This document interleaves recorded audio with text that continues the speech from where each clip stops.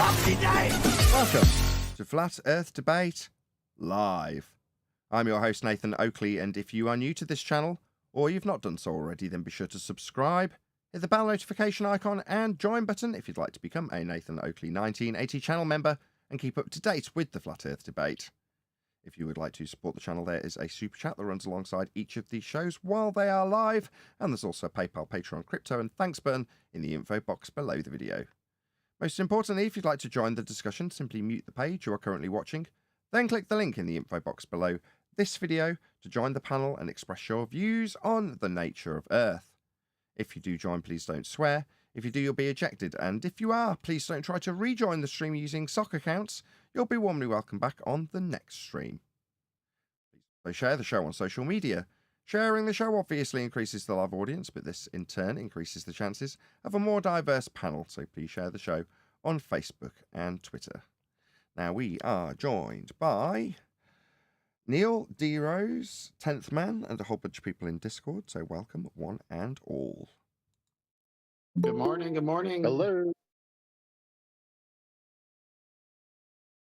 What's Hello? happening? Going to do a bit of housekeeping. That's what's happening, Neil. It's exciting times. While I'm doing it, any chance you can share that Red Rhetoric video again for me, 10th? Any evidence of a physical geometric sphere edge that's a horizon, formerly known as the curve of the Earth?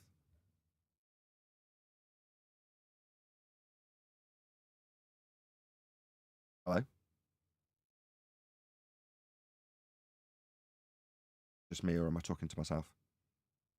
I'm looking for the video, but I can talk at the same time. Let's try that again. Let's pretend that didn't happen. Do the violin music or the harps. Any evidence of a physical geometric sphere edge that's a horizon, formerly known as the curve of the Earth? Well, you would have to be on a spinning ball, and you'd have to assume that, and you would have to have curvature in a geometric horizon. I've never seen it.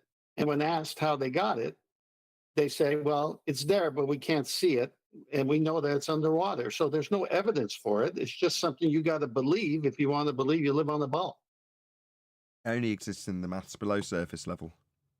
In physical reality, you can't have a geometric physical limitation below the surface level. It's absurd. Any evidence you can have gas pressure without a container? Any evidence you can run your car tires without a tire and still have pressurized air? No. Well, pressurized is different than air pressure. That's what they tell me on the ball side. Really? The same thing. Pressurized air, air pressure, it's exactly the same thing.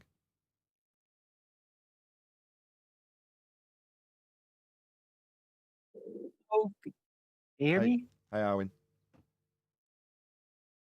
Well, we were all well and truly warmed up in the pre-show, and anybody got any idea where we got to in this Red Rhetoric video? I just found it. I'm going to post it. I was going to ask you yesterday. Before you do, stop that, but I forgot. Before you do, so as always, let's not lose our sense of professionalism, even though we are covering this for the third time. In the live stream chat running by right now, there is a link to Red Rhetoric's video. And in the same way, I would hope he would respond with the algorithmic love sharing that we are offering to him right now. He would put a link to my video were he to respond. Now, with that in mind, I have put a link to Red's video. I would hope that my audience would go and leave him a comment, bolstering him in the algorithm, and saying, Nathan Oakley 1980 sent me. Thank you for proving Earth is flat with your elevation angle measurements. Or something to that effect. Hopefully something that won't get your comment deleted. As I say, pretty much selfish motivations in this regard, because I'd like him to do the same where I get no algorithmic love. That said, I don't know if Reds has been cast into the wrong category or something, but, you know, he's being outshone by people who are considerably more stupid than him. You know, back in the day, you know, Reds was a reasonably formidable opponent. You know, don't get me wrong, he's not right in terms of his side of the argument, but when you compare him to the current crop, you know, Sam Dan and Dave McKeegan, Reds, I'd be fuming, mate. You know, you deserve to be at the top of the pile of anti-flat Earth, surely. But no, for whatever reason, he isn't. I don't really know why. You know, you've got complete idiots making fools of all of the anti-flat Earth fraternity. Like I say, Dave Nathan, McKeegan, that's the top of the pile. Sorry. Go on. Go, go, go. Yeah, try 30 minutes. Try 30 minutes in about 15 seconds. 30 minutes and 15 seconds. Yeah, into his video. I think that's where about you were. Close enough. Okay. We just get straight onto it. Anybody got any comments? Done a couple of housekeeping questions. No? Let's do it. No, let's go. Let's review my previous diagram showing angle A. As a reminder, angle A is the angle between a target in space and the chord line to a... No, you can't have an angle to a underground tunnel you haven't dug. This is not an angle. Yeah, the baseline's the ground that you're standing on, and it's being measured flat if you're taking angles from it. Chord line, no. Nobody's taking... What, do you get a chord from a sextant, for example? What about the telescope you used? Did it dig a chord? Yeah, when you leveled it? Making it level with the angle that you took from it. Was that through a chord? No, it was from the level that you established for the tool, in this case an equatorial mount, and the baseline, that's the ground, not a chord. A second observer at a distant location on the If you're surface. using a sextant, Nathan, you have a height of eye correction. You don't have a depth of tunnel correction to adjust your angle to either. Yeah. Isn't this guy calling himself astronomy something or other? Well, surely, if he's talking about astronomy, that's astronaming to you and I, he'd know about some of the names that were ascribed to the navigation stars, right? And how they're used in terms of the angles he's measuring when he levels his tool. You know, is he using these terms? You know, the angle from the chord dug through Earth, is he using those terms generally in his day-to-day affairs? I doubt it. Only when he's talking about anti-flat Earth rhetoric. Well, they're demonstrating how this angle is done because they're stating it's off of this tunnel, this imaginary tunnel. Well, that tunnel's not going to be commensurate with the tangent on the top of a surface. So fundamentally, they're going to measure the angle from reality, and no matter what, they're not going to take the angle from reality and use that. They're going to use assumption after assumption, i.e. I'm on a ball, I'm angled at this degree, therefore the tunnel has to be this angle. This is the differential to the tangent that I've presupposed from measuring it in reality, and therefore adjust the number that they take for reality based on the pre-assumption of tunnels and balls. That makes sense. This is what they've done in the past. Whenever they go to these balls and measure them, they adjust the angle, the measurement, with the pre-assumption that it's been taken off a ball. Therefore, it has to be adjusted. And in this case, they're adjusting it based on the chord, but they're still adjusting it based on R, fundamentally, and ignoring the real-life measurement. Right. I mean, there's one thing ignoring the real-life measurement and another thing to transpose it to the centre of Earth after establishing that you're taking your angle from a tangent plane, a non-existent flat surface teeter-tottering over the top of the Earth. That isn't what he's doing, is it? He's got A drawn through Earth. Yeah, it's worse than that, though, because... No, it isn't a measurement. The minute you say angle, it's over. And everything that Adam said is true, but it died even before where Adam got it, because you can't get an elevation angle from a curved surface. So if you want to nip it in the bud, it's over right there. Have someone try to demonstrate an elevation angle with a curved baseline. It's impossible. Okay, But they could go through the Earth, can't they? No, they can't. Can't they Well, that's tunnel what- through it? No, that's not how you measure angles off baselines. You're not measuring them through Earth, through a chord line. It's just nonsense. Anyway, I'm going to do a quick call to action. So we've got over 50 people watching, which is great considering we've only been going 10 minutes. But the only reason we've got 54 people watching is because the regulars share the show. And that has got a comment, because the most prolific sharer and moderator and general all-round good guy is Divergent Droid. You got a shout out from Central Goat. He says, Divergent Droid is an excellent YouTube mod. Well done, sir. I couldn't agree more. He's fantastic. He and myself, when I'm a moderator on other people's channels, I try and emulate him, as do others. So Goldie is another one who tries to emulate Divergent Droid in his mod style. So I completely agree. But yeah, while we're back on track. Paul is also good too. Divergent Droid is the best mod on There YouTube. are other moderators available. Of the Earth. This chord runs under the surface of the Earth, directly between Does it? Right. When are you doing that to measure? You went. the two observers. The underground tunnel between the two observers is absurd. Now, of Pause, course, this please. particular Pause, please. As Brian's logic has pointed out many times, the arc of the so-called Earth, when flattened out, would be a greater distance than that chord he's showing, so it wouldn't have worked anyway. Right. figure shows a very simplified example because if the target is directly in line with the second observer from the first observer, then angle A is simply the elevation of the target above the horizon plus the angle. So not a chord. So in fact, A is just an angle with a straight line between you and the horizon, as he's just stated. We'll hear it one more time before I critique how that proves a flat Earth. Target is directly in line with the second observer from the first observer, then angle A is simply the elevation of the target above the horizon plus the angle of the second observer below the horizon from the first observer. No, when they're using the horizon to establish their level, both of their levels, that's the same, even though it sounds wrong, plural levels. No, they're on the same level. Yeah, they're both getting an angle. Now you, to accommodate that on a sphere, have to draw a chord line to give them the same base through Earth for it to be an angle. Now you're saying that one's got to be above and one's got to be below the horizon. No, they're not. They're angles. Yeah, the horizon is what you're using to establish horizontal, if this is practically applied. Go ahead, Tenth. Oh, man, what a point. I know Adam's going to want to jump on this one. Play that last 5 seconds again. Then angle A is simply the elevation of the target above the horizon. Keep going. Plus the angle of the second observer below the horizon from the first observer. Then angle A is simply the elevation of the target above the horizon.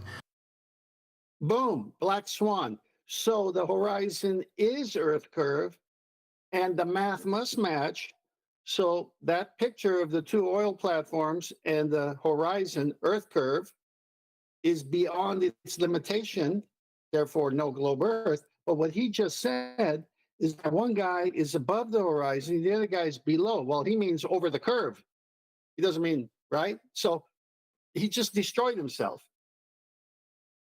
Plus the angle of the second observer below the horizon. You mean below the refraction, right? Black swan, Dumbo. From the first observer. But throughout this video, our measurements don't involve such ideal situations. So would it be ideal to be tunneling through Earth? Or would it be ideal to be establishing a horizontal baseline between observers as is practically done on a flat Earth? Such ideal circumstances, no, they are ideal. Earth is flat to do this, and it is applied in that manner. So what are you talking about? You mean it would be more ideal if you tunneled through Earth?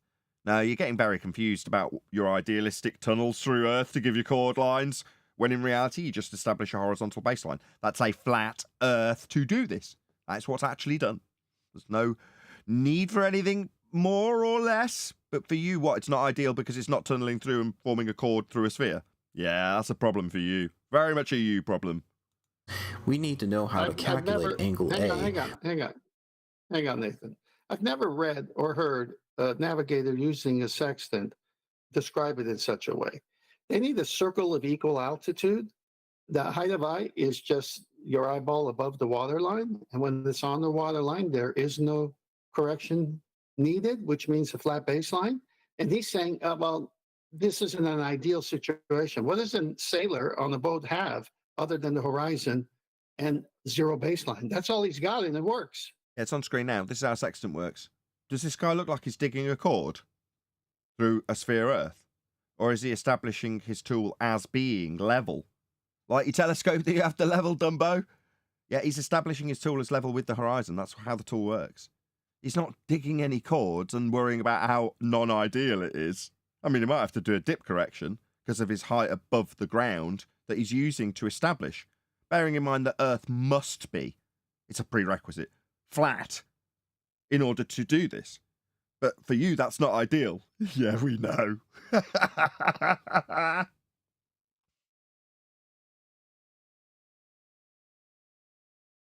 When the target is not necessarily in line with the second observer. No, it is. You know, when you establish a horizontal baseline between the two of you, that's precisely what you establish. Same with you and the GP of the stars. It is being established as level. Areas of equal elevation. That means equal elevation. The whole area. Yeah, clues in the name. Right. Yeah, It's very tough navigating a globe. Very tough. and not ideal. Not ideal at all. Meanwhile, they don't do that. They navigate using angles off a flat Earth. So while it's not ideal to dig chord lines through the ground of the Earth to get away with your fundy presupposition that it's a sphere, when all of the lines drawn onto this globe representation have come from angles measured to the stars of a flat plane, I mean, you can, but then you get to things like this where you've got to dig through Earth to give you angles, when in reality you just measure them with respect to the horizon if you're out at sea, with a sextant. Guy Adams says Divergent Draw is the gold standard of YouTube mods. Getting a lot of love today. Thank you for the super chat, by the way, Guy. Really appreciate the support. So how do we do this? Let's take a look with a different figure. This is a 360-degree panorama that I took with my Google Pixel phone from the Rocket Garden at the Kennedy Space Center Visitor Center. The green grid represents the altitude azimuth coordinates. The blue... What? Saying these grid lines represent the altitude grid? What? What's he talking about? line represents the horizon. That's the celestial sphere being projected onto the Earth, basically. So I think the altitude is the elevation above the horizontal, and the azimuth is north to south on the horizontal for your direction. No way. So he's showing you how Earth is flat. The line represents the horizon. That's a flat baseline between you and the other person, like he just explained. Bit of a problem, not ideal for a globe, what with that being a tunnel and all. But the globe-shaped bit, that's the sky then. So this diagram shows you how flat Earth and how it's utilising angles to the sky, represented here. I'm going to use this diagram so many times. This is great. So this is how the globe is wrapped around a flat plane then, in diagrammatical form, in augmented reality. My God, why am I getting interrupted? Switch up the briefcases, right? You take the celestial sphere briefcase, and suddenly it's the globe you're standing on briefcase. Oh. No, it's not. He's showing a flat plane with an augmented celestial sphere wrapped around it. So this isn't a globe-shaped ground. This is a globe-shaped perspective view that Brian describes of the sky. Well, the angles to the sky, represented through this grid, he has described a celestial sphere over a flat plane, and he's measuring it such. He's not measuring a chord, but the line that represents the horizon gives him the horizontal baseline with respect to the celestial sphere in perspective view that you are given in this grid, how it's represented here. This is great. Flat Earth proven. You're assuming that he's conscious about that part, right? Oh, I don't care if he's conscious. I'm telling you what. No, I'm not divining his bloody motivation as you interrupt me for the third time, Arwin. No. This is what it is. That's what it is representing. I can't even remember who's presenting this, Arwin. I don't care about his bloody motivation. You might do. Don't project that crap while you're interrupting me. I don't care if he knows what this is. This is a flat Earth representation with him even depicting the level plane and the horizon that is needed to describe it. Why? Well, because the sphere wraps around it as a perspective view described as Brian describes it. This is how perspective would represent itself. At your zenith, above your head, would represent itself at the top of the grid. As the star or sun moves towards the horizon, it moves through this grid. Well, as you represent that, it forms a sphere. It doesn't mean it is. It means that that's how you can represent it. Well, when you're drawing out a grid system for where those stars will be above on the ground, you end up with the celestial sphere over a flat plane. And as we've detailed throughout this descriptive process, utilising the horizon to establish the level plane between you and the other guy he's describing. Well, why does he need a chord line? So he's got a flat line between the two people. Well, in reality, the horizon's used to establish that if you're navigating. And in this depiction, it's a sphere over a flat Earth. Who cares? His motivation's irrelevant.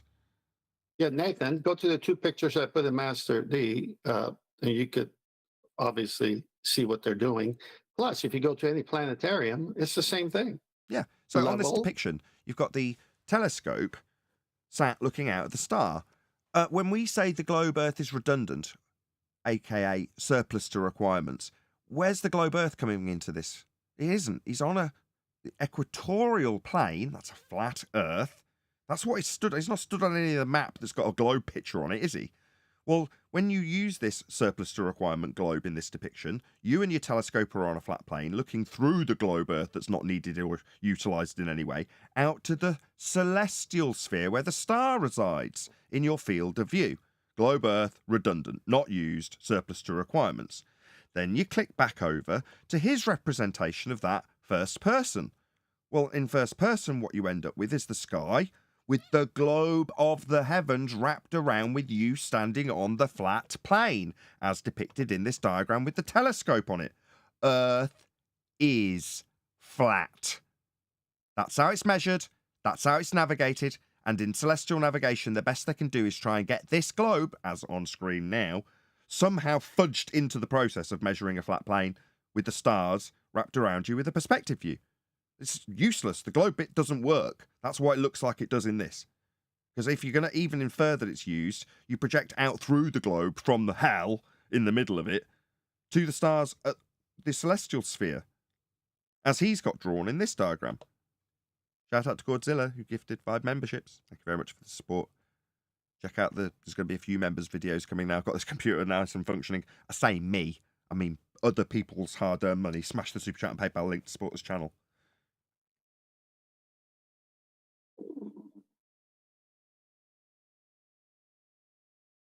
Now, imagine a second observer is at a great distance from us, through the Earth, directly below... Sorry, through the Earth. Why are we going through the Earth? No, we never have to imagine going through the Earth. Meanwhile, celestial navigation, I have to do it again immediately because of this bullshitter, works like this. Yeah? You're not looking through the Earth, you're standing on a plane. The only through the Earth bit is the redundant, surplus to requirement, globe Earth projected through when you've got the stars not using the surface you're no longer standing on if you're going to do it in this way. The globe Earth's useless. You're not going through Earth through a chord. Below that black granite bench sitting to the left of the rocket. Let us also imagine that the target of interest is directly behind the very top of the Juno 2 rocket on the right side of the image. Now let us note that in this example, our second observer is not directly in line with our target of interest. They are at different azimuths. Let's now draw a yellow line at the altitude of the second observer below the horizon and a light blue line at the azimuth of the target. Black Swan. Below the horizon? You mean below the physical geometric sphere edge? Sorry, where's that depicted? All I see is a line out towards a point nowhere with a globe wrapped around a flat surface. Because if you're going to infer that below the surface level, where you've depicted your horizon, is another observer, then that would infer that the horizon is a physical geometric leading edge of a sphere. And if the Earth was a sphere with a radius of 3959 miles, then every distance to that physical geometric sphere edge horizon could be no more than 1.2 times the square root of the observer's height in feet. And the distance to horizon shown in the Black Swan is beyond those physical geometric limitations that you're inferring in this example. Therefore, the Earth is not a sphere, and the horizon is not a limitation to your view, geometric in nature, for you to imply that somebody below it. It's absolutely absurd and was debunked in 2020. Black Swan. Try to keep up. We now have a red line that intersects a yellow line where the second observer is located, and it intersects the light blue line where the target is located in the sky. Yeah, Black Swan, you haven't got a physical geometric sphere edge for a horizon. We debunked it. Further to that, you're not showing a sphere Earth surface. You're showing the horizon, I wonder why, and you're showing the celestial sphere wrapped around it. Where's the globe surface that you're inferring with this red line, with someone apparently at the end of it below the surface level, drawn out with a blue line that's representing the horizon? It isn't shown. Just the celestial sphere wrapped around a flat plane, my friend. How it functions. How it's practically applied. In order to measure the angular separation between the second observer and... You'll need a flat plane. The angular separation. Angles. Yeah, well, if the Earth's curving away, which is not depicted in this, then you wouldn't get those angles. You'd have to get back to your chord line digging through Earth, wouldn't you? So the angular separation.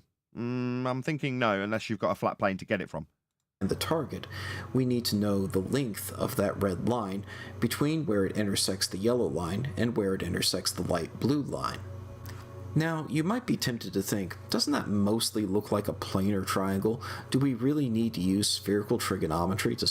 It is spherical trigonometry, did you say? No. It's oxymoron, my friend. Yeah, when you're talking about doing trig with triangles, there's no spherical bit. You don't have curved edges to triangles. It's absurd. You're saying, oh, that looks a lot like a triangle. Should we treat it like a triangle when it's a triangle? Should we not consider whether or not we've got bent lines at vertices? No, it wouldn't be a triangle anymore if we infer your batshit insane nonsensical oxymoron, because then we're not dealing with triangles anymore. But you're saying if you look at it and go triangle, au contraire, maybe we should think it's got bent lines, meaning it's not angles anymore, let alone try 3 of them. solve this triangle? It wouldn't be a triangle if it was spherical, would it? Yeah, those two things aren't conducive with one another. Bent lines meeting at vertices aren't angles. But triangle, you say? Hello? Well, let me give you a different perspective. Why? We've got a triangle. Let's turn off the background image. What, the celestial sphere over a flat plane that gave you the triangle with a perspective measurement to those points on the grid along a flat baseline? Now, that's practically applied and has saved people's lives. It's called celestial navigation. Why are we turning off the grid that's used to save lives? I don't know, maybe we'll find out. And then I'm going to turn off the altitude azimuth grid to simplify this figure. Shouldn't that be the ground? For you? That sphere bit? Shouldn't that already be the spherical ground? I mean, I'm a bit confused. And then I'm going to swing the camera he's out. turned off the sky where he's getting these angles from based on perspective, and now he's just turned it into geometry. Look. Yeah, no, he turned off the So the sky. point- I understood Yeah. he turned off the sky, but he turned off the sky that was giving him angles off a flat plane. Yeah. But he doesn't want that now because those angles were perspective based, weren't they? Yes. Yeah. But now he wants them to be geometric, not the perspective impact of how you get the angle is no longer required. He just wants straight line triangles now. So we turn the sky off because now he wants the point of intersection. Yeah. That's what he's doing. He's now moving from his perspective measurements and he's converted them into geometry. Look. From the center turning the of this sky off. coordinate system and swing it around to a perspective outside the coordinate system. Why the fuck would we do that? Anybody? Yeah, What? so you can make it look like geometry, so you can transpose celestial navigation and turn it into triangles on a ball. No, you don't have triangles on a ball, Adam. Well, no, but that's kind of what he's done, isn't it? He's taken all these measurements from reality of the celestial sphere, and the angles he've changed from that, he's plotted and now got rid of the celestial sphere and its perspective understanding, and all those angles are now just straightforward geometric angles. No, they're not. To No, they're not an angles object. anymore. You're missing my point. No, he keeps talking about the spherical aspects of these triangles. No, once he does this, they're not angles anymore, let alone there being 3 of them. Triangle, 3 Absolutely. angles. He's just raped the angles out of them by bending the lines, hasn't he? Yeah, I don't know what he's doing here at this point, but always his baselines. Oh, it's okay. These Well, that's people his that we deal tunnel with still, on a isn't daily it? basis, Adam, they are stupid. This guy is Astronomy Live. Hello, my name is Nathan Oakley. This is a communication for Astronomy Live. Try. That means 3. Angle. That's 2 straight lines meeting at a vertex. So try 3 angle, straight lines and vertex points. What you have done is taken every aspect that I've just described away from anything you're going to do from this point forward. So at a fundamental level, you're saying, if I'm dealing with triangles, I will first stop them from being 3 angles, straight lines meeting at vertex points. Okay. Now, my response off the cuff was, why the fuck would you do that? You stupid idiot. Do you not understand what a triangle is and what you have just done to it? Are you retarded? Have a word, globe believers. You're dumb. You're just very stupid. Try. I mean, I'm dealing with this like I'm dealing with my 4-year-old. Try, Clover. 3 means 3. Angles. Straight lines at points. That's what we got to contend with. Someone with the mental capacity of my 4-year-old. Astronomy Live, you're an embarrassment. Yeah? Putting triangles, 3 angles onto curved surfaces. Stupid idiot. Just dumb. Why do we have to endure this stupidity? What the hell? Why have we had to sit through 32 minutes of this complete crap for him to get to his point that it's not ideal to use triangles as triangles. It's much more ideal if I fucking bend the lines. Is that a more ideal circumstance for you, twat brain? So you can see what this triangle looks like. It's not a fucking triangle. I'm not seeing a triangle, shit for brains. This is infuriating. So I can see the triangle, can I? Can you see a triangle? Maybe back to kindergarten so you can learn what a triangle is. This isn't it, you stupid moron. We really do need to use spherical trigonometry.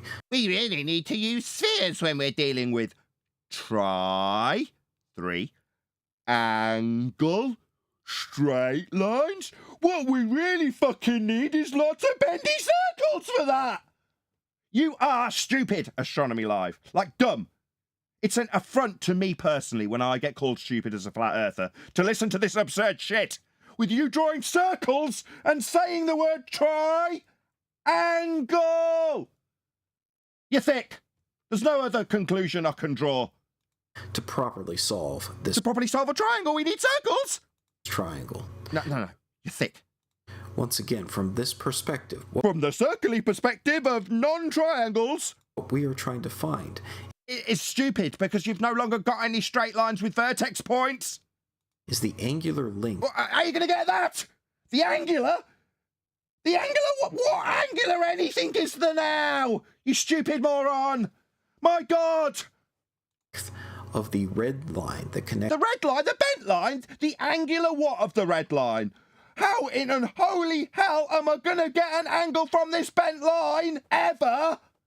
You are stupid. You just dump all of you globe believers up. This is on Red Rhetoric's channel. So that makes Red Rhetoric stupid too. Right, Red? You back this, do you? This muppet talking about angles? 3 of them? While he's got bloody hoops on the screen? Yeah, Red, this is just how stupid you are. You thought this man was wise. No, it's taking me, the flat earther, to point out just how bloody stupid you both are. These aren't going to give you angles, boys. Yeah, do you want to go up and look what an angle is? Because you don't understand clearly. between the yellow circle at the right side and the blue circle up at the top. Not a fucking vertex point, Dumbo. That is angle A. Oh, is it? Oh, really? Do you want to go and look up what angle means? Angle, you say? What, like 2 straight lines meeting at a vertex point? You thought that was an angle? Yeah, mate, we need to have you committed. Yeah? You need to be locked up in some stupid mental asylum for dumb people that have lost their marbles. The formula to calculate angle A can be found Would require calculating 2 straight lines meeting at vertex points now, wouldn't it? Not what you showed. You raped all of the straight lines out of that, didn't you, Muppet Boy? Because the inconvenience of a triangle was, getting in the way of your globe fundamentalist religious belief. Yeah, we know. found here in the book Practical Astronomy with your calculator. It's presented as... Have you got that book, 10th Man? I'd have to look, but I could always get it. It was Practical Astronomy as opposed to the Practical Astronomer, I think. No, it's the Practical Navigator, isn't it, Jacoby? as using either equatorial or ecliptic coordinates, but Equatorial or ecliptic coordinates? In other words, what, flat Earth? Just bring up the diagram of what he's talking about. So you're talking about standing on a flat plane then? Yeah? Like the minimum elevation angle measurement to Polaris being the limit of the circle that we would call the equator when describing it as a flat plane. to do the navigation with the angles from the flat plane, not the chord angles, not the inconvenience of having to dig through Earth to do this, just establishing a horizontal baseline between you and a star's ground position. Yeah? That's a flat Earth. Just, Go ahead. just a reminder to the audience, all measurements, whether it's the sextant or any of things to the stars, are based on the vertex being from the center of the Earth, the equatorial plane. It even says directly that we are measuring from there. That's where the measurement's coming from. So they always have to have a flat baseline. That's why the telescopes, no matter what kind, has to be level. So it's anything above the horizon. And then he's trying to show you a projection of the celestial sphere back to Earth and saying that's what you live on. He's not saying it that way, but that's what he showed with those three circles. All right. Well, he's an astronomer, right? I guess. Well, let's just take this from, what is it, astronomysource.com? Let's read out this one little section. A really simple way to picture this is to replace the sphere of the Earth with a flat, circular platform on which the telescope stands. Repeat that. A really simple way to picture this is to replace the sphere of the Earth with a flat, circular platform on which the telescope stands. End statement. That would be the leveling process. Yeah? For the flat, circular platform that you're leveling to. There's one more. Don't miss that anywhere on this disk, not curved surface, disk. We're just reading what's been put on screen. My understanding, we had person A and person B looking at celestial object. Yeah, that's what we were doing. This appears to be talking about one observer calculating the RA as differentials between two celestial objects. So one viewer, two objects, angles between the two celestial objects in relation to the observer. It's not what we've been dealing with previously. We've been dealing with two observers looking at one object. Hold on. Are you suggesting you've just caught a mathematical bait and switch? Seems to be. That's being said there. Look, the angle between two celestial objects. Now, that angle can only be relative to one individual observer. But previously, what's being demonstrated is two observers looking at one point. Right. So without the chord line, his example only works for one person. But even if it did, it's still, as described in this navigation handbook, describing the difference in angle. Yeah. Well, you need a flat Earth for the angle. But he's going to now take that flat Earth he needs for the angle and give you a differential between the two observers as opposed to a chord line, establishing the horizontal base through the Earth. Yeah, that is a bait and switch. But the self-admission... The angle between two objects is all it's doing, given you've got the angle between two celestial objects. That's what it's calculating for you, right? By stepping on to the equatorial coordinates. But that's giving you the angle of two celestial objects that you're looking at. So the angle difference between them. Yeah? That's all that's doing, surely. That's not what's being described earlier. No, it isn't. Celestial. What's his name? What's this guy's YouTube name? Astronomy Live. Astronomy Live. It seems that you're now duping us into giving descriptions from handbooks that would prove Earth's being measured flat with angles and the difference between them in terms of two items in the sky. I mean, maybe we've jumped the gun a little bit. We'll have a little listen at him, but I'm pretty sure you can berate him in a moment. We'll see. Just as easily substitute altitude azimuth coordinates. We're going to take the coordinates of the distant observer through the Earth and the coordinates of the target and calculate the... Right, how did he get the distance of the observer through the Earth? You're just going to substitute in that inconvenient bit that you couldn't possibly get. But now you're going to be using that inconvenient bit that isn't used in celestial navigation, where you would need an accurate distance tunneled through Earth.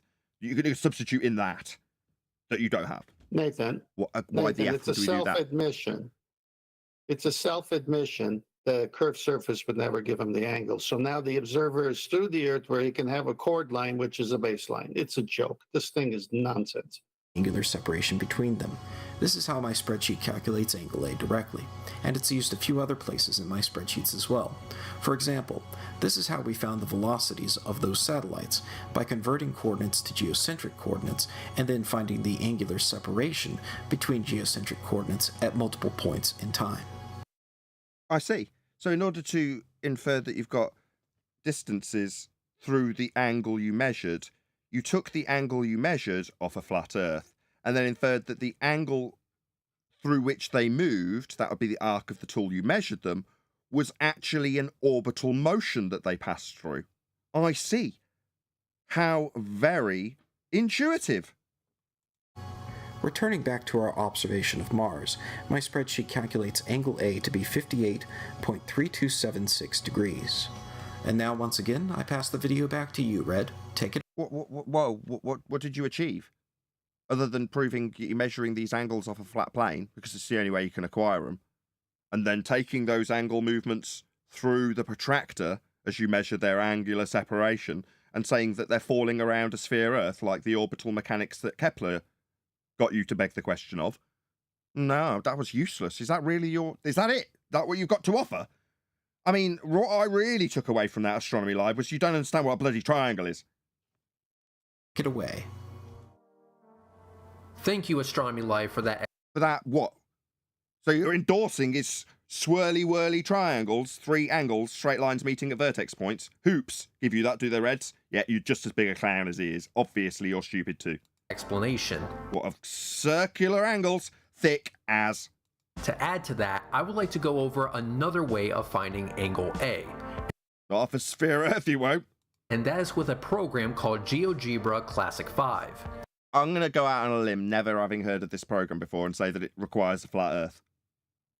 In this program... there it is! What do you know? Does that look like a Cartesian grid system to you, anybody? That looks very much like a flat plane there, Reds. Where's your globe? Isn't this plane supposed to be globe-shaped? Is that supposed to be the surface that we're standing on there, getting the angle off it? That flat plane there, Reds? Red Rhetoric has just proved Earth is measured flat. Here's the grid system that's utilised. Well done, Reds. They were me thinking you'd put a globe on screen straight away. You can place points in 3D space and measure the angle of the lines between them. You'll need a flat Earth, though, and there it is on screen. There's no globe here, Reds. So this is how it's practically done, you say? What, with a flat Earth? I see. Where's your globe? Red. Yeah, for the measuring bit. Oh, we need it to be flat to do this bit, do we? The starting point is flat. Red, I could kiss you. What a great little picture. Let's make this nice and big. Ladies and gentlemen, I give you Red's flat Earth. Earth is obviously, observably, measurably, and navigated flat, as per Red's description. So I made this 3D graph of my vantage point in Colorado. On a flat plane. Well done, Red. Welcome to Flat Earth, sunshine. And as you can see, it's flat. Flat as a pancake, flat in all directions, flat for you to get an angle, flat for you to give this description, flat for you to have a fundamentalist religious sphere belief converted from this flat measurement. Earth's being measured flat here, Dumbo. Astronomy Live is in one direction at a... On a flat plane? Yeah? On this Cartesian grid? Yeah, we know. We know Earth's measured flat, Red, and so do you. Welcome to the club. A negative altitude, while Mars is in a different direction at a positive altitude. Exactly. No, sorry. Are you inferring that someone's gone through the ground of this Cartesian grid system that you use to give you the angle in the first instance? Are you now inferring that there's someone below ground level? Oh, that's going to be a big problem. As it was on the night of the observation. And according to GeoGebra, the angles between these two lines is 58.32763 degrees. Well, you'll need a flat plane to establish the horizontal base to give you the angle and the difference if you're inferring that it goes through surface level. That is exactly what astronomy... Oh. He said, I mean, he's going to die on these words. Negative I'd like somebody to show me an official citation how someone using the horizon can measure negative altitude. He's talking about a man drowning. Unbelievable. Live got for his answer. So clearly, Astronomy Live found the correct answer, which means angle A in our diagram comes out to 58.327,631.75 degrees. Fascinating, and a flat Earth proof if you're measuring angles, Sunshine. You know, in the first instance, any of these angle measurements prove that we're on a flat plane, utilising the Cartesian grid system that you've depicted. Where was the bloody globe? So we have angle A. Oh, do we? See, that looks like angle A tunnels through solid rock now. That's fascinating. Do you want to show me that being done there, Red Rhetoric? Because in practical application, you don't. You establish your horizontal baseline using the horizon, or you can use a tool, like a level, to establish level. You don't drill through Earth. I mean, this seems very strange that he would be needing triangles and drawing triangles and not using the curvy surface that he's claiming to prove, but instead drilling through at a greater rate than has ever been drilled through the surface of Earth ever. This seems very... What's the word Astronomy Live used? Impractical? Oh, no, it's not ideal, Reds. This is not ideal. Yeah? It's also not how it's done. Not when you're saving lives at sea by finding your position, by triangulating with a flat baseline. That's how it's done in practical application. Nobody's tunneling through chord lines. It's not ideal. Go ahead. You can see on that picture there now, where I said earlier, that the angle he would take, even if we assumed you're on a ball and you're going to take a tangent, look at the tangent line that AA would form. It cuts through the angle A, about half the tangent. So how is he ascertaining this angle? You see, we've gone from reality where we'd have half of A at best, off the angle measured off a flat plane, which he would then approximate to that spherical surface. But then look at what he does. He just adds a load of degrees based on where his tunnel is. Now, his tunnel is based on one fundamental thing, and that's R. Yeah, it's not nominal. I mean, and this is just putting a flat Earth elevation angle into ballnomics. Yeah, that's all he's done now. He's tried to, but at the point, the only measurement was the flat Earth elevation angle. The rest is presumptive supposition. I said based on R, based on things, based on a tunnel we can never build, based on being able to look through the tunnel, and all these things. This is not based on that. This is total ball fantasy. Meanwhile, on screen, you've got a sextant. If you have lost your position at sea and you've got an almanac and you know where those sun in this example or stars at night are above the land, you can triangulate your position by establishing a horizontal baseline between you and that star or sun in this example on screen. There's no tunneling through Earth. I mean, utterly absurd. I mean, why he would do this with R assumed? Where did you get that A to E value there, Red? I mean, I'm a little bit confused about why you'd suddenly be taking an angle that you measured off a flat surface and depicted on a grid that was flat as being marked A to E with a radial value out between these points in the centre of Earth. Where was that value gathered from? A to E, otherwise known as R. Where'd you get that, Reds? We have angle M, and we have the length of our baseline. No, you don't. Nobody's at M measuring that angle. Yeah? You think some guy's out in this position here? No. What you do have is a guy here. But suddenly what is only a couple of degrees off the surface of your curvy Earth that you're not using. But the angle that you've actually got goes through the ground. It's just so stupid, Red. This is really bad. We now have... So what's this? Baseline? So do you think this is a baseline? Maybe you need to look up what a baseline is, Red. A minute ago, you were calling it a chord. And so was Astronomy Live. But now it's a baseline. Can someone dig out, at a pinch, a definition of a baseline? Contextualised, obviously. But I'm pretty much certain that we're not going to find giant tunnel through sphere Earth assumption as the definition of a baseline there, Reds. Have everything we need to find the distance. Everything we need, a tunnel through Earth, that's not ideal. If you're saying you need that and you've got it, let me be the first to correct you, Red. No, you haven't got this tunnel through fucking Earth. You've got that, have you? You've got everything you need. You come back to me when you got this here tunnel. You stupid clown. Because what you're actually looking at, if this guy is at A, he's basically flat on his bloody belly measuring this angle. Oh, no, it goes through Earth. My bad. Is this guy, was he lying on his belly? Yeah? He wasn't. It's just that wider angle when it's a sphere. It goes through Earth, obviously. The tunnel. We've got everything we need. We've tunneled. Between Astronomy Live and the planet Mars. You've got everything you need. You've got your tunnel between the two of them. Oh, my God, Red.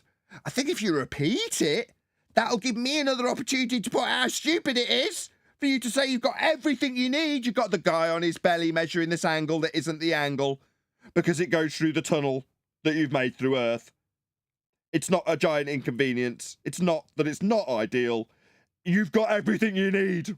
Right, son? And we will do so with this equation. We will we? Okay. Well, where'd you get R? You know, you're going to need that. This value here. Yeah? A to E. Where'd you get that? We're going to need that first. We're going to need to break down all of this equation, Red. You know, first of all, I'd need to know why the hell are we assuming this ball Earth bollocks? I mean, I know the guy on from Astronomy Live was like, well, obviously, if you're looking at this and seeing a triangle, well, then you're not realising the inconvenient truth of the bendy lines. Right, Red? Yeah? Is that what we're doing? Solving this out, we get a value of 80,980,483.62 kilometers. Wow. You'll just need R to get that. And you'll need a tunnel through Earth. And a tunnel to the centre. Yeah, you'll need all of those things to give you X. That's a big problem, really, Reds. I mean, the number's very large and, you know, maybe you're overcompensating for something that we don't know about, but that's okay. You will need R first. Let's get that absolutely clear. I mean, it's not like I've been saying it to you personally. It's not like I've got a slide with alligators eating your logo, the R value, because of this very point. But you just keep begging that question, Red. You know, you just keep inserting it. It's not like this is a tired old dog that I've had you over a barrel for about 6 or 7 years or anything like that. You're going to need R for that astronomical value that you wanked over there, Red. Our next step is to get a value for the angular diameter of Mars. No, you'll need an R value first. You know, your sphere Earth assumption that you put all these stupid angles in with the guy on his belly suddenly, getting a teeny tiny angle, but going, no, it's really big. Goes down to the tunnel, Red, Doug. He's got everything he needs. Right, Red? Now you'll need this your logo, right? R, you'll need that. Radius of Earth, you'll need that. It was on the diagram, you know, with you drawing A to E. I mean, I don't know where you got that value from, but you'll need that. And thankfully, this is very straightforward. Nathan, Go ahead. just a quick numbers check. So he's come up with 80 million miles. I didn't write down the number. Sorry. Is that right, guys? Because I'm just looking here, just in their model. It says the average distance is 140 million miles. I'm not sure if he's chuffed that his 80 million is near to 140 million, or a factor of 2 out almost. I'm not sure what's been claimed then. What you're saying is not only is he assuming R, putting angles in the centre of hell with the radial value that he hasn't measured, and he's got a tunnel through Earth between two people and a guy lying on his belly getting a tiny little angle that's actually a much bigger angle because it goes down to the centre of Earth. Also, he's fucked up the maths entirely and doesn't even comport with his globe Earth assumption in the first instance. Is that what you're saying? That's what I'm trying to get out. Yeah, it's actually kilometres. So just trying to get the number. 54 million kilometres. Wiki's saying that. So I've gone to that. So even there, 54 million, he's still 33% out, isn't he? It's not very good. Even if I'm being kind and saying 54 million is close to 80 million. What have we proved there? That the maths doesn't work to give you an accurate number then? It's 81 million kilometres is what he's got. 80980,483.62 kilometres. Right. So I've got Mars. It says distance to Earth, 54.6 million kilometres. Just from there. Reg, you messed that one up good and proper. I mean, even when you did assume everything, even with no restraints on your own video, you still managed to bolster up. Oh, what a disgrace to Globers. I mean, like I say, their standards are very low, fast and loose. It's a big number. He said it with a load of emphasis. That's good enough for Reds, right? 483.62 kilometers. And totally wrong. Well done. Our next step is to get a value for the angular diameter of Mars. Angular diameter? Okie dokie. Now, angular measurements you're going to need a flat plane for. And thankfully, this is very straightforward. If you've got a flat plane to level tools that you'll use.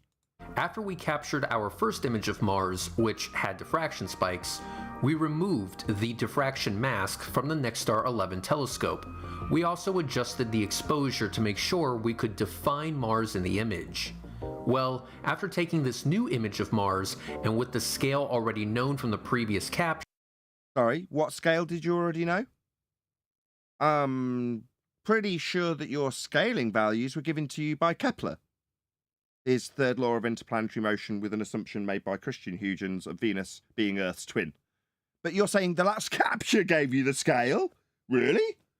I'm pretty sure that's not going to be the case there, Reds. Captures, we then used It's a strong pixel-based scale. Not actual size scale. Isn't this where we started? So we're either going to take a sextant or an optical device and measure its angular size in the sky.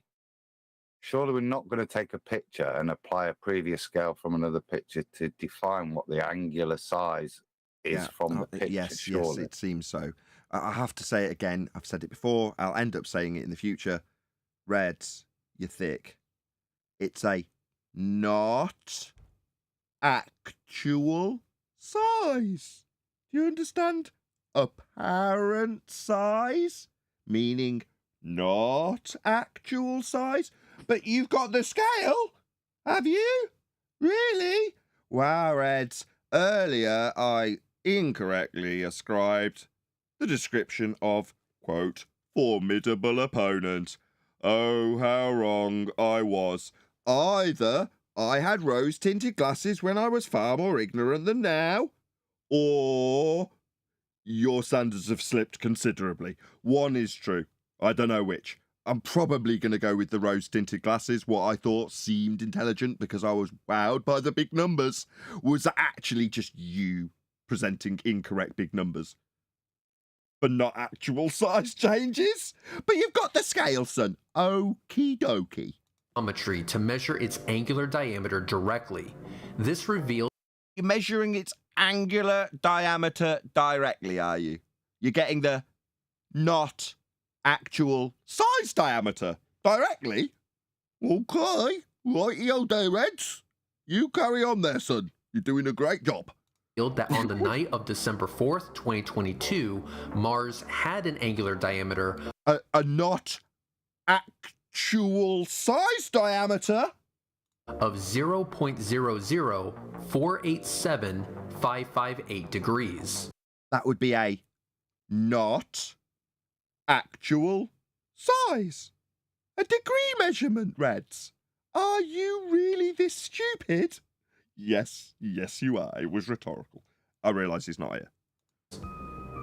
Now that we have the angular diameter of Mars and the distance to Mars, we can figure out the actual size of Mars thanks to the law of perspective. What? Thanks to the law of not actual size, we can figure out the not actual size. Okay. So we rearrange our equation to find g, we plug in our values, we crunch them out, and we get a value of 6,891.028099 kilometers. Next, we will look at the historical... Okay, so Well, you go first, Adam. we've derived that number by multiplying by 18 million kilometers. I'm still looking to try and validate this. I can't. The 56 million is the closest it's ever been, but again, space.com says the average is 142 million miles, which is 228 million kilometers. I don't understand where they've pulled this number from. why they've pulled this 80 million number. It's not something that is happening. The 54 it's saying is a theoretical, but hasn't ever happened yet because the orbits haven't matched up. So they're quoting an average of 140. So to use 80 million in your maths to prove R just seems just invalid. Do you know what I mean? You know, if we backwork this somehow so that we do come out with a number that seems to fit Mars's diameter, because that would be the only way, is to do the back calculations to end up with a strange number like 80 million, to then get your diameter. I assume that's close to Mars's diameter, otherwise they wouldn't have published this. But this is just, I'd say it's not valid, is it? Because you're using a number that's not commensurate with their model, so that you can use your shitty maths that they won't use to give you an R value that's close to their R value. That's what that smells like to me. My question is, he said law of perspective. Now, in the orthographic view, as we know, things don't shrink in size with the law of perspective that he wants to use here. Am I right about that? In his maths, there is no perspective. Right. So here he is citing the law of perspective, vanishing point convergence.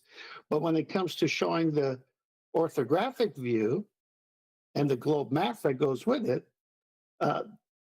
the building is the same size, whether it's a million miles away or if it's right in front of you. Is he this doublespeak?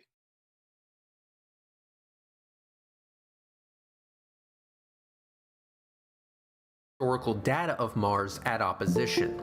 Here we see that Mars opposition happens on a sort of regular basis, and if you were to track the number of days between one opposition to the next, you would get a table like the one seen here. So we looked at the data from the year 1958 to the year 2022. With the assumption of orbital mechanics. And after entering the days between oppositions in a spreadsheet, we found an average of 779.93 days. There's your average. He's got it from this. This is where he's back engineered it from, Adam. Between oppositions. Since we know how many days are in a year on Earth and the number of days from one opposition to the next on average, we can figure out an orbital period of Mars through the following equation. An orbital period?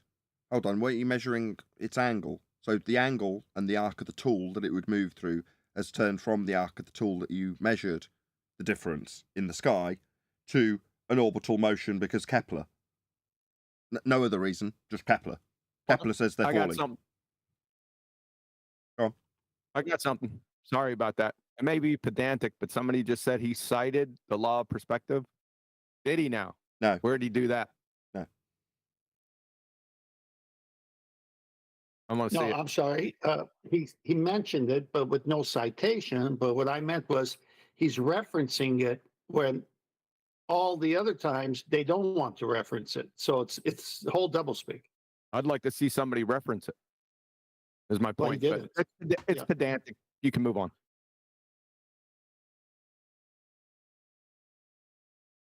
So to make life simple, I added that equation into our spreadsheet and I entered in my two values. After the spreadsheet did its job, it gave me a value for the Martian year of 1.8796 Earth years. But we are not done looking at the historical data, because we need to find the angular size of Mars at its furthest point during opposition and its closest point. So you're going to take the not actual size and give us the actual distance. I see. Same objection as last time. During opposition. Well, after some searching, I found this measurement from Martin Marberly. He measured an angular size of 13.9 arc seconds. In this image from Frank J. Melillo, we see that he measured an angular size of 25.1 arc seconds. So for Mars, we have 13.9 arc seconds at its furthest point during opposition. No, you've got an angular measurement of it. Not at its furthest point, just you've got an angular size measurement. That's a not actual size measurement. position and 25.1 arc seconds at its closest point during opposition. Again, yeah, but for your orbital assumptions from Kepler, you've only got not actual size measurements. That's it. Feeding both of these figures into the law of perspective formula. Oh, okay, here we go, QE. Along with the value we found for the actual size of Mars. Apparently the law of perspective formula is on screen. Really? Yeah. I'd like to see that cited. And the definition of the law of perspective, both of those. Adam, can you help us out? Where in this formula is the law of perspective? I was just looking at some of the bits. Have a little look. We're going to stay alive, so normally I wouldn't allow this sort of dead air, but in this instance, I'm going to. I'm a little behind. I'm just checking the arc seconds of stuff, which I can see what they've done here. They've taken the quote. There's no way they could have measured that 0.006.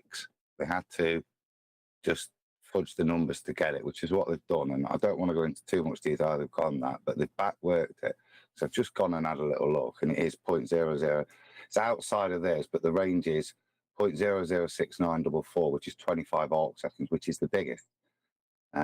So this is where they're pulling these numbers from. It's all a backworking, but I think what he's probably just been talking about is, with regards to law of perspective, is angular size distance, which is that little triangle with the eye looking out to Mars, which is geometry. But it is, again, it's not even, it doesn't even work on terrestrial stuff, but it's wholly not applicable for celestial objects, angular size distance. Yeah, these are apparent sizes. When we do angular size calculations at distance, we're talking things like looking at Blackpool Tower and saying, look at its angular size as we look at it. But this again comes to the fundamental point of how you define that angular size. And you measure it from the point of the observer, not what they're doing, which is taking a photograph and then getting a pixel guesstimate from it. You can't do that. You probably could do that, mess about with the pixels to come out with the right number you're doing, which is what I would probably accuse them of. But you can't use a photograph and then use this angular size calculator for terrestrial things on celestial objects. I'm done. We get a distance D1 of 56,630,353.7122 kilometers. And we get a distance D2 of 102,260,250.3029 kilometers. And this is it.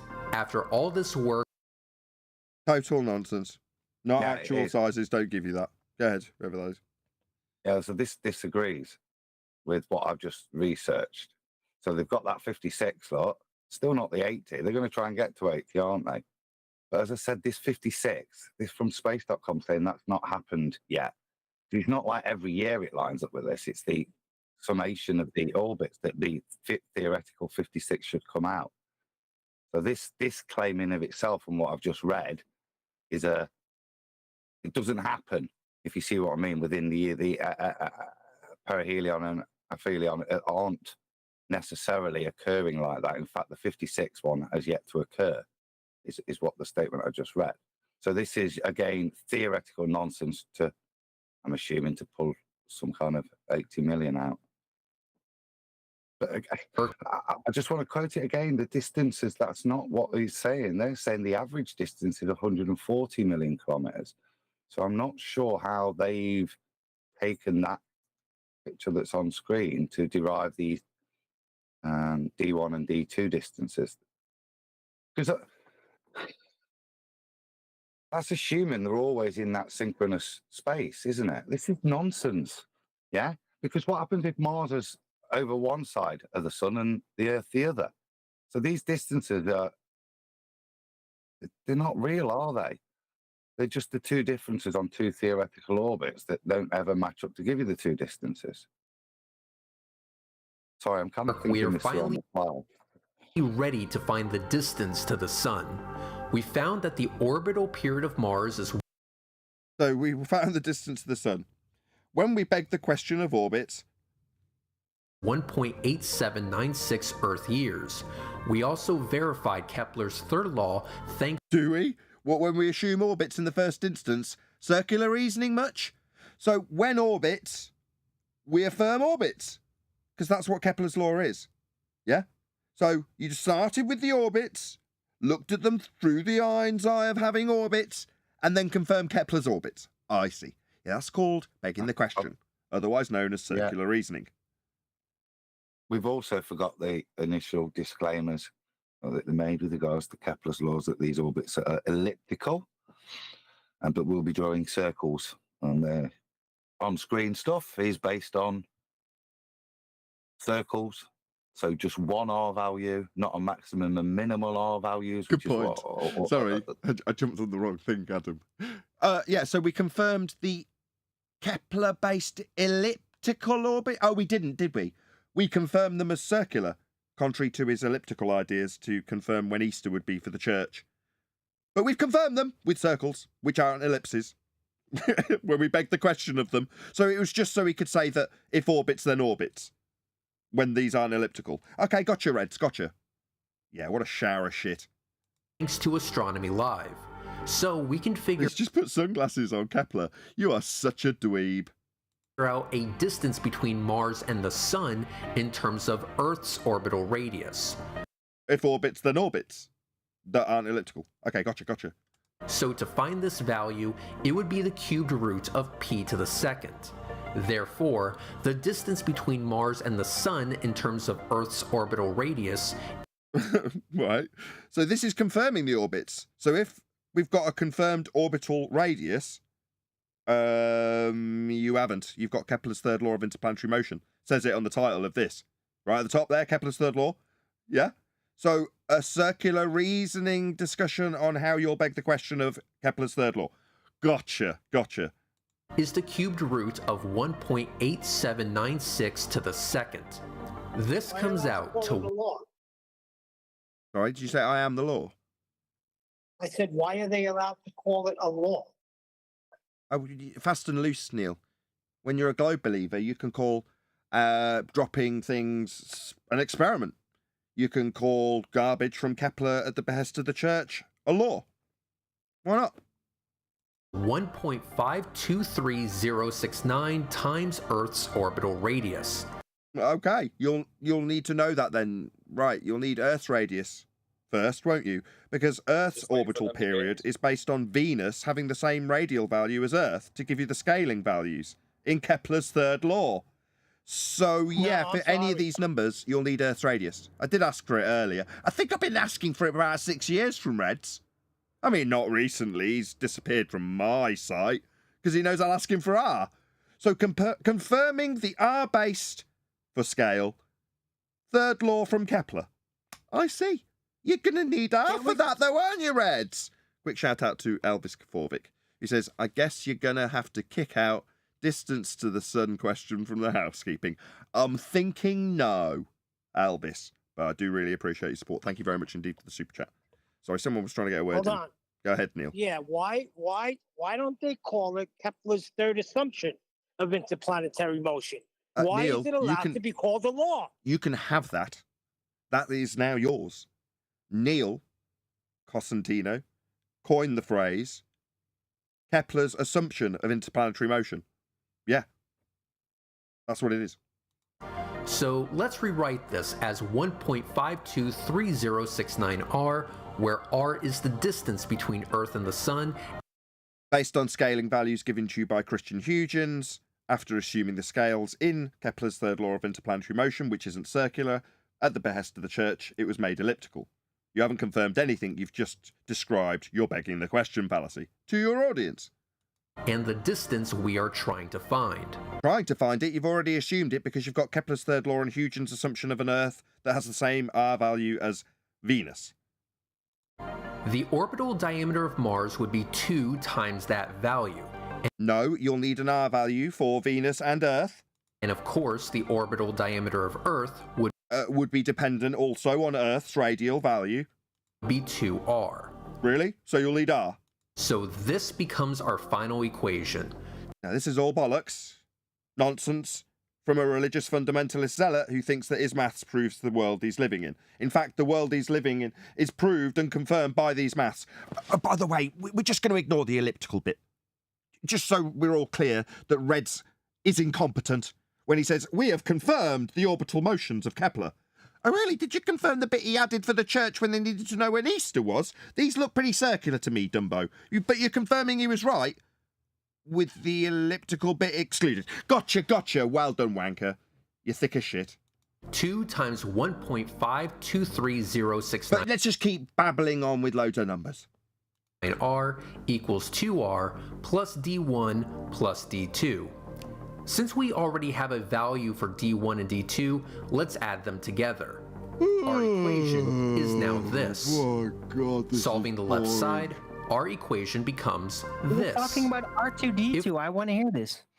Yeah, I don't. It's just sucking the will to live out of me. You're so boring. If we minus 2R on both sides, our equation becomes 1.046137R equals 158,890,604.015292. Wow! I mean, if I got excited over big numbers, I would climax right now. Unfortunately, I don't. I find this utterly tedious. Sorry, no offense, Adam.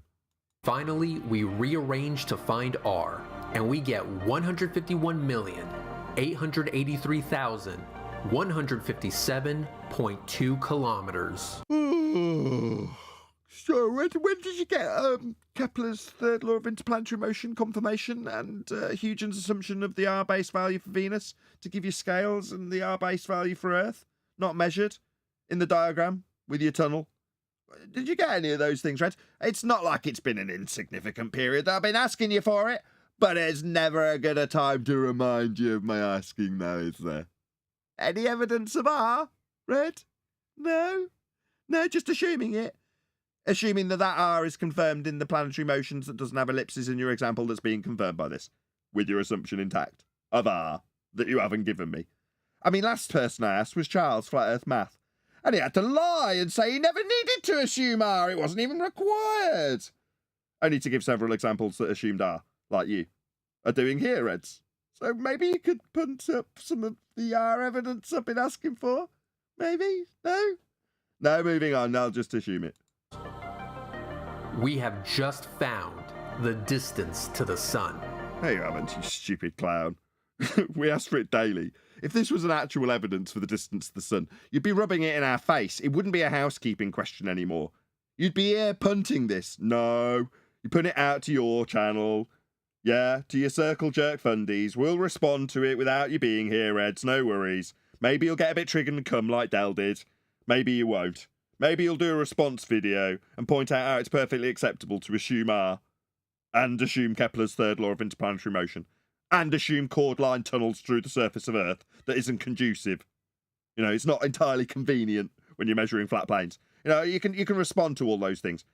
Obviously, in person, you'd get the same treatment as Dell also, which is to be called stupid to your face. Metaphorically speaking, through the internet. Of course, you wouldn't show your face. You're an utter coward.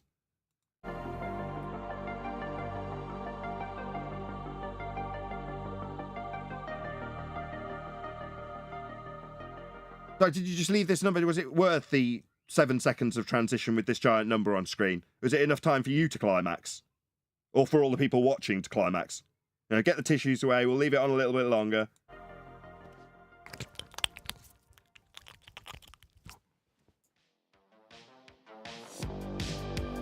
I would like to take this moment to thank some people who made this video possible. Are you having me on? Sorry, is this an 80s fitness video? First, I would like to thank Astronomy Live. Certainly looks like an 80s fitness video. Without his help, this video would not exist. Come on, girls, So, keep it pumping. thank you, Astronomy Live, for your hours of work on this project. Thank you for double-checking the math. And thank you for allowing me to borrow your LX200 telescope for this project. And left, and right, and I would up, like to thank and down. Pose Law on Twitter, who made the diagrams for this video. Work it, Your girls. artistic talent definitely came in handy for this project. You increased the production value of this video many times over. And Keep the for energy that, high. I thank you for your awesome work. I would like to and thank down, C and up, Luke of and Denver, down, and Colorado. Thank you for allowing me to be a guest in your home for the few days I was there for this observation. Your Let's hear it from hospitality Mr. was second Motivator. to none. You made me feel welcome, and I hope to hang out again soon. Go on, girls, keep the I energy would up. like to thank MartyMeer81, not just for his contribution in this video, but for inspiring me to make content like this through his educational yet hilarious videos. A link to Marty Meer's channel will be listed down below, and I highly recommend you check his stuff out. Of course, I have to thank Cool Hard Logic for being the original inspiration for this video. Back in 2013, he posted a video where he explained how one could measure the distance to the sun. Oh, really? I think we'll have to respond to Cool Hard Logic's video about how he measured elevation angle measurements of a flat plane also. Maybe how he used the celestial sphere in the equatorial plane. Maybe we'll cover Cool Hard Logic too. But let's keep the energy going, girls. And up, and down, and And clearly, up, and it down. had a lot of influence on this project. Ever since I saw that video, I have always wanted to try it out in reality, and I count myself as extremely fortunate that I have been given the opportunity to do so. So once again, a big thank you to Cool Hard Logic. And pop Finally, those arms. I would like to thank all of you for watching this video. So be sure to hit like, be sure to hit subscribe, be sure to comment down below for the algorithm, and share this video everywhere. With that, my name is Red. This has been his Rhetoric, and as always, have a good night. And he would fail third grade geometry.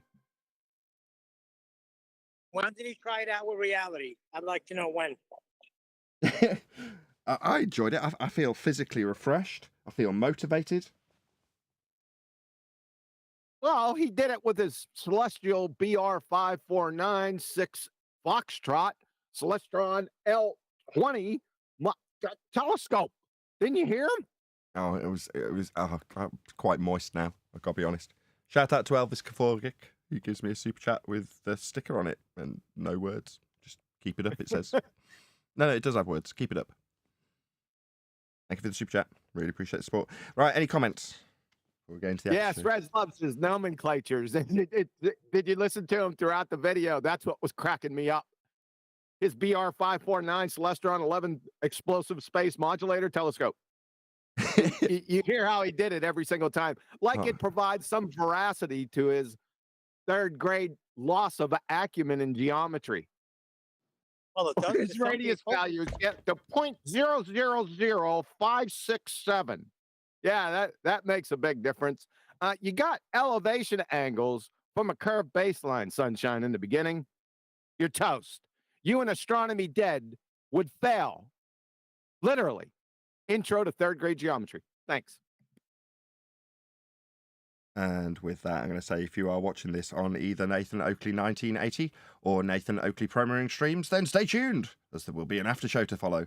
Unfortunately, if you are watching this live, this is where we bid you farewell. So another massive thank you to all of you who smashed the super chat, liked, commented, shared, subscribed, let Red Rhetoric know that Nathan Oakley 1980 sent me, and all that good stuff.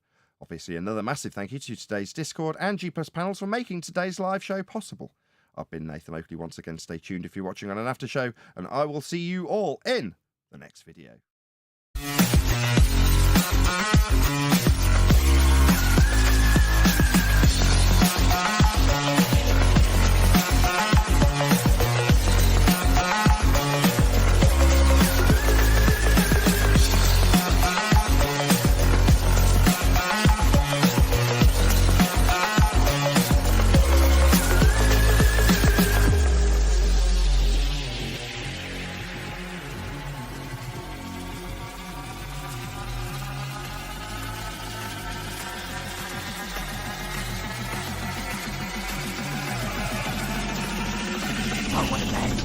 What a lovely day!